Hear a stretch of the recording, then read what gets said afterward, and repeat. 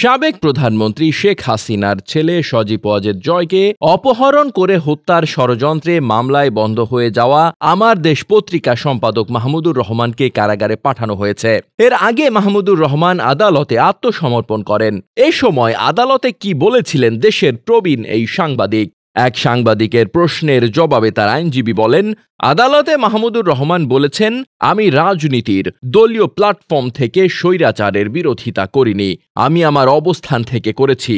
আমার হলো বুদ্ধিবৃত্তিক লড়াই, সে কারণে রাজনৈতিক সংগ্রামের থেকে আমার সংগ্রাম একটু আলাদা, এটি তিনি কোর্টে বলেছেন।